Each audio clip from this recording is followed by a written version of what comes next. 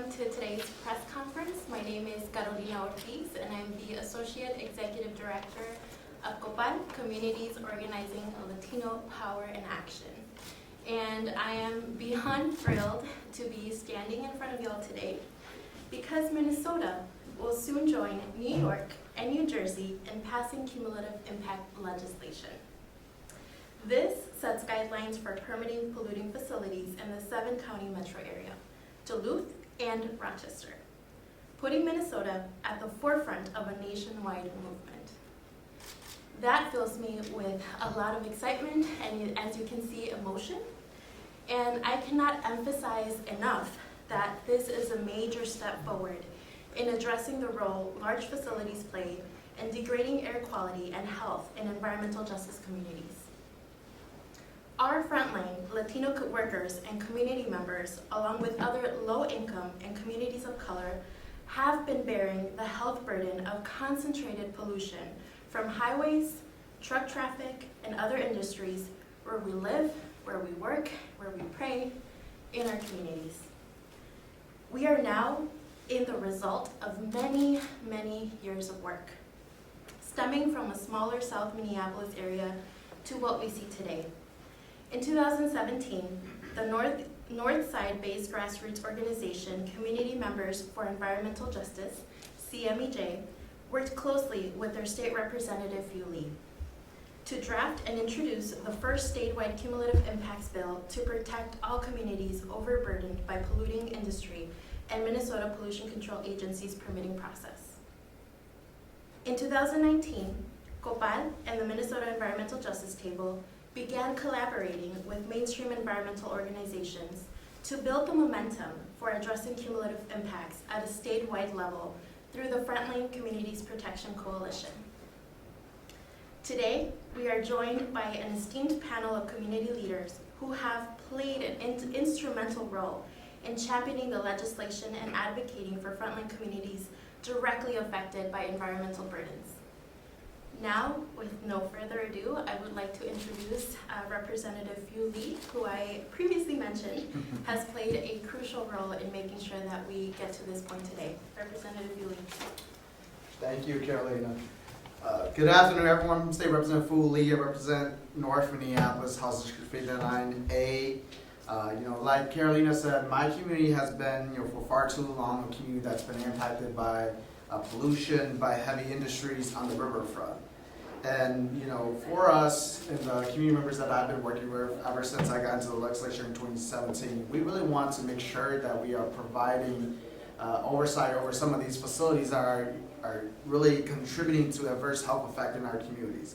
And so today, right now on the House floor, we're debating the Conference Committee report for House File 2310 that includes the cumulative impact analysis for the NPCA, when they're looking at some of our heaviest and biggest air permits, that whether that's a new permit or a reissuance, that they have to look at whether a cumulative impact analysis is required, and if it is required, then the permit applicant will have to go through the process, and if there's a risk that, if the result shows that there's a risk to health and the environment, then the commissioner must deny it unless the commissioner worked with the community that will be impacted by the facility to enter into a community benefits agreement that centers community front and center on making sure that that is something that the community actually wants. And so just wanted to really say thank you to the advocates behind me today. This is a very long process, 6 years for me, and now we're finally getting it towards the end of the line where we are debating it on the House floor. We'll send it over to the Senate, and then next step after that will be to the governor's office. And so with that, I'll turn it over to my friend and colleague, Senator Jen McEwen. Thank you, Representative Lee, and thank you very much, Carolina. I'm State Senator Jen McEwen. I represent Duluth in the Minnesota State Senate and am the chair of the Senate Labor Committee as well. I came into this work around the cumulative impacts bill pretty late here, and I have been following it a little bit, but I entered in to try to make sure that we could get it across the finish line. And I just wanted to say a special thanks to Representative Fue Lee and also to my colleague, Senator Bobby Joe Champion, who is the lead author of this bill and has also been working on it. He is, of course, the president of the Minnesota State Senate and couldn't be here today to speak with you about that, but he has been carrying this load and working on this bill for some time. So my entry into the work on the cumulative impacts bill, I was excited to be able to dive into this, in part because of the community that I represent in the Senate. Duluth, as many of you know, is a strong union town with a very proud tradition of strong labor and strong support for unions. And it is also a very environmentally minded town. People are very, very cued into environmental stewardship and wanting to have our air and our water and our environment be as clean as possible, and also knowing that those things aren't opposites, that actually they should go together. Both responsible development going forward for living wage, thriving wage jobs going into the future, but also doing that in a way that is responsible to the people where that development is placed, and to our environment, to our air, and to our water. So I was sort of uniquely placed as the chair of the Labor Committee, and being so passionate about clean water and clean air, to try to dive in to negotiate some of those last sticking points between what the trades were concerned about, which of course is jobs for their members, and whether those jobs would be negatively affected by instituting this cumulative impacts framework. And so we hashed it out. I'm not going to say that it was always easy, but Representative Fue Lee and also representative from the trades really did remarkable work in compromising where they could, holding firm where it was important to them to hold firm, and I think that we came up with a beautiful compromise that really honors the cumulative impacts intent and the core of what it means, and I hope and trust that it is going to be very effective as we move forward. So we'll be following the rulemaking, we're going to be working together in collaboration, but this truly is where it's at as we move into the future. I just really want to make sure that people have that sense of understanding that when working people and people who are also working on public health and environmental health are coming together to pursue our common interests and goals, and pushing forward and saying to industry barons and to management, of course we can have these things. We do not have to sacrifice clean air or clean water for jobs. That's ridiculous. So let's come together and figure out how we can do that. I'm really hopeful that this is one of those instances where we were able to strike this beautiful, I'm not going to call it the middle, it's sort of the vanguard, the front of where we really should be. And so I'm really proud of the work, and I'm so thankful to all of the people who have pushed this forward. And very proud also that we have all of our larger metro areas included. I know that our environmental advocates and a lot of community leaders up in Duluth are excited about this. We're excited we have Rochester in, and then of course the metro as well. So really proud to be part of this work. And then is Sophia here? Should I, or maybe you know the order? Yeah. Thank you so much, Senator. And I am very happy to introduce and pass it over to Roxanne O'Brien and Justice Jones from Community Members for Environmental Justice, who, as I stated previously, started the bill with Representative Fue Lee. So, Roxanne, Justice, please. Thanks, Carolina, and thanks everyone who's here today. My name is Roxanne O'Brien. I'm the co-founder of Community Members for Environmental Justice. We are a coalition of caring community members working together to fight for environmental justice in Minneapolis. Areas like North Minneapolis have borne the brunt of concentrated pollution disproportionately located in our neighborhoods. Community has known that these large number of industries have been allowed through state permits to pollute near our daycares, our parks, and our homes, driving the health disparities we face. According to the MPCA's own site, inhaling high concentrations of particulate matter is associated with an increased risk of heart attacks, irregular heartbeat, acute and chronic bronchitis, asthma attacks, and other respiratory issues that can result in hospitalization and even premature death. for people with pre-existing or heart or lung conditions.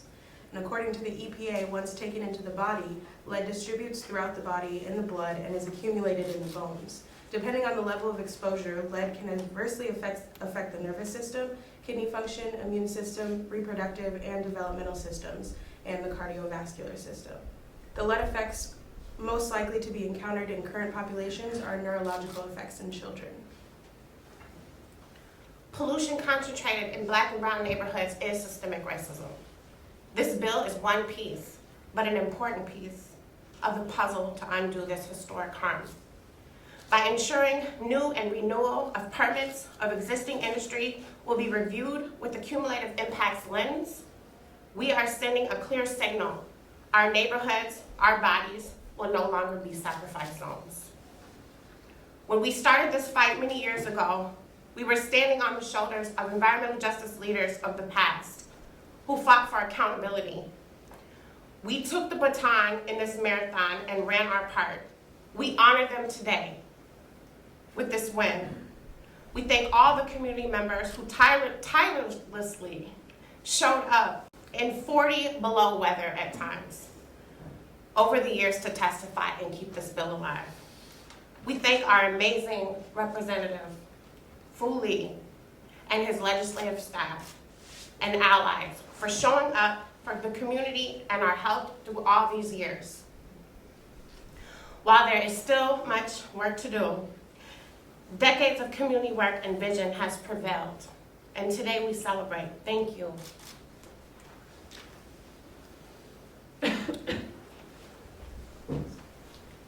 I know we have one other speaker beside me who is running late and may or may not be able to be here, so if they're able to make it, I would love for them to speak as well, but I am otherwise the last speaker. My name is Sasha Lewis-Norell. I work for Clean Water Action Minnesota as their environmental health and justice organizer. And I want to start by thanking, as others have done, the many leaders who have gotten this bill as far as it has and is on the precipice of getting across the finish line. Representative Fue Lee, Senator Champion, Senator McEwen, many other legislative champions, as well as community members for environmental justice, the Minnesota Environmental Justice Table, COPAL, Minnesota Center for Environmental Advocacy, and many other groups who have stood by tirelessly and worked tirelessly on this bill in order to get it as far as it has. This bill marks a fundamental shift in the way that we look at the regulatory process, in the way that will give so much more power to our overburdened communities. That is the fundamental goal of this bill, is to say that community members deserve a strong voice in what facilities are in their spaces. There have been so many decades of facilities being able to easily permit in areas that are low income or primarily BIPOC or just do not have the political power to say no. And this disparity, this lack of political power, this lack of regulatory power has led to numerous health, economic, environmental disparities that has drastically changed the quality of life, the life expectancy, many other factors that are essential to living a good life and having a strong community. We still have a lot of work to get done to address environmental racism. There is also environmental justice communities across the state, and while we are very happy that we were able to include places like the entire 7-county metro area, as well as Rochester and Duluth, and an option for the tribes to opt into this policy, I also want to address that there are overburdened communities across this state in rural Minnesota who deserve, an equal say in the regulatory process as well. And we want to continue this work to uplift those voices, uplift those communities, and say that community voices are what matter in these conversations. There's a lot of work to be done still, but this bill is still a strong foundation for addressing environmental justice and centering environmental justice within the regulatory process. With this bill passing, hopefully today or tomorrow, we'll have marked a very strong step forward in this entire process, and we are also strongly committed to continuing to work on this bill within the rulemaking process and working on other legislation as well in the future. I also want to thank the Minnesota Pollution Control Agency for their collaboration in this effort. We met with them numerous times over the last year and a half in order to create a bill that is feasible and also going to be impactful. And we also are going to hold them accountable within the rulemaking process to make sure that community voices are what is centered within this entire process moving forward. I believe that we still have a very strong opportunity with the rulemaking process to create an incredible law that will, not only center community voices, but also strengthen our communities in ways that go beyond anything that we've seen before.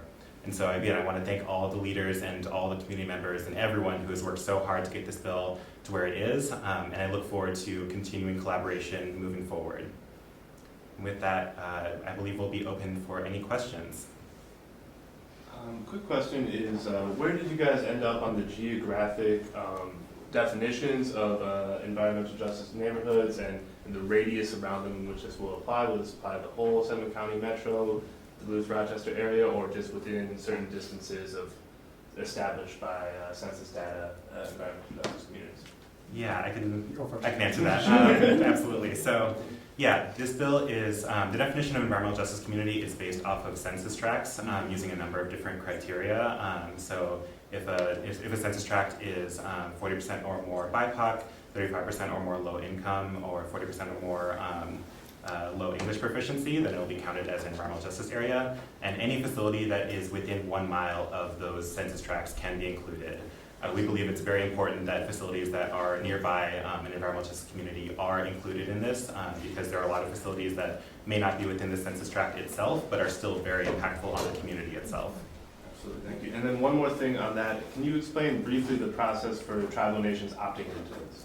So we heard loud and clear from a lot of our tribal nations that some of them do, like the concept that we have around cumulative impacts. Some still want to understand what's the process and how that's going to be impacting their communities. And so that's why we have in the bill right now that we require consultation from the Minnesota Pollution Control Agencies with our tribal government. And at that time, if the tribal government would like to apply cumulative impact analysis, they could provide a written response to the NPCA to work with NPCA. So still honoring our commitment to having that consultation with the tribal governments before if there's any decisions that will impact projects that will happen on their land. Excellent, thank you. I'll just add one little piece to that too, is the language that finally ended up in the bill. I think we were happy with it because we did work with the PCA and also tribal attorneys consulting with us. So the language does also really reflect that this is a government-to-government consultation. It honors tribal sovereignty, that the tribe as an independent nation is making its own decision about the extent to which it wants to participate in this process. Excellent, thank you. Any other questions? I guess I'll go one more time. Briefly, could you explain where we ended up with the review process for already existing permits and how regularly they might have this be applicable to them? Is that just when they're seeking any kind of change or expansion to their permit, or when that permit goes up for renewal, instead of being a very automated type of process? Yeah, I can start, and if others would like to add, definitely go ahead. So this process will apply to new permits, permit expansions, and permit reissuances. The MPCA will enter into rulemaking to establish benchmarks to determine when a cumulative impacts analysis is required. And so that means that not every facility will be required to do this analysis. It's really trying to target the ones that are being most impactful on our communities. And so when those permits that meet any of those benchmarks are either being expanded or are being reissued, or if it's a new project within those communities or within 1 mile of those communities, then they would automatically have to do this analysis.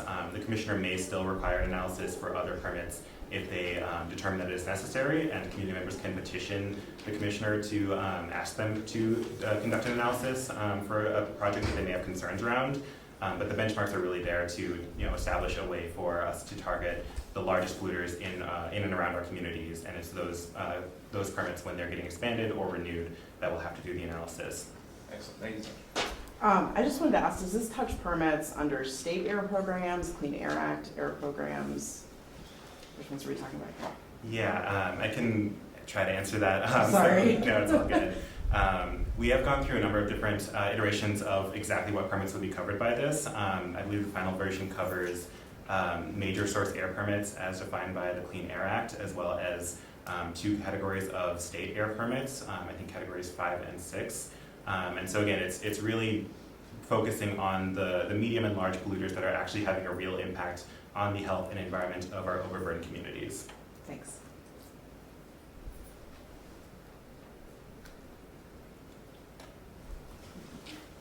Wonderful. Thank you, everyone. And before we close, I do want to quickly introduce Sophia Benroot, who is here with us today.